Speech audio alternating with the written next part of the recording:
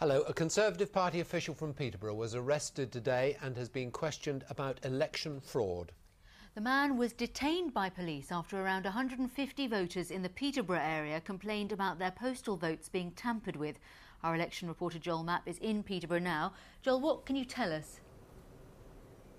Well, Susie, here at the City Council, final preparations are underway for tomorrow's Westminster and local elections. The postal votes are already here, but tonight there are questions over the legitimacy of some of those votes. And I can tell you that Mohammed Arshad from Alexandra Road in Peterborough was arrested this morning on suspicion of electoral malpractice. He's a Conservative Party activist here in Peterborough. He was questioned by police, released on bail, and he has not been charged. But he has been suspended by the Conservative Party locally, pending the outcome of the investigation. The local party chairman told me allegations of this type are taken very seriously. And this arrest follows a police investigation into 150 applications for postal votes here in Peterborough. And today, the chief executive of the council told me she welcomed that investigation.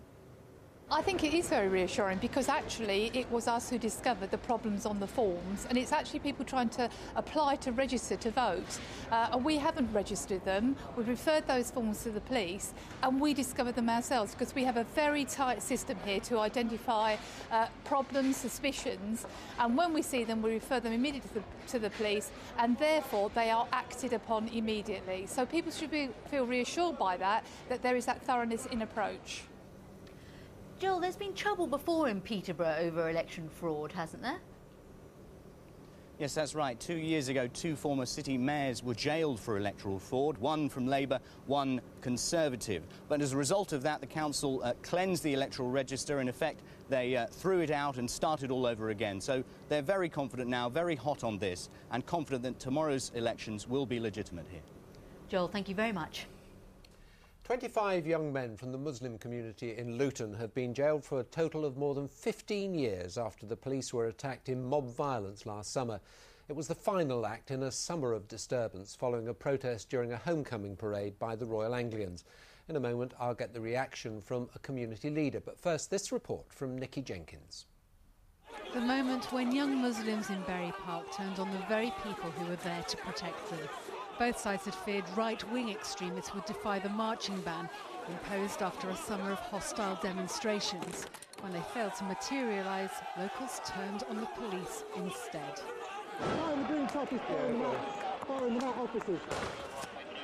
Point-and-shoot fireworks were aimed at point-blank range. Officers in the front line told me it was terrifying, something they'd never faced, even in training. This man, Tousif Tariq, was seen committing 15 different offences and received the biggest sentence of 2.5 years. The sentencing, the judge said this was less about racial and social tension and more about young men and violence. Many had previous convictions. Most have been given prison sentences, even those with spotless records. Clear evidence of how seriously the court takes these offences. As opportunists joined the mob, its numbers swelled to 200. When secretly stockpiled rocks ran out, they resorted to Plan B. That's the sound of missiles ricocheting off shields and street furniture. What you can't see are the people effectively besieged. Some 500 members of this church's congregation had gathered for one of their biggest annual celebrations. It was a threatening thing, it was a scary thing, it was affecting to a number of our members. And it is my wish that we don't have a lot of these things. We should be able to work out a better, peaceful running community and without having this type of thing. Community leaders eventually managed to break it up, but not before untold damage had been done to an already maligned reputation. Nikki Jenkins, BBC Look East in Luton. Zafar Khan is chairman of the Luton Council of Faith. He's in Luton now. When you see pictures of young Muslim men behaving in this way, what's your reaction? Well, I haven't actually seen the pictures, but I take your point, and I think in the heat of situation, young people who are always excitable do get into trouble, and I think the sentences that have been handed down to these young people are exemplary sentences, and the police also have a very difficult job to do, and I think it is never a right for anyone to actually attack the police. And, you know, I'd like to say that we have turned a corner in Luton since last August, and lots of people have come together to ensure that circumstances and situation like what happened in August does not occur again. Do you think that there is perhaps a generation shift between people of your generation and young Muslim men now who have perhaps less respect for authority? Well, young people are always less respectful, always questioning, always aggressive, always act first and think afterwards about the circumstances.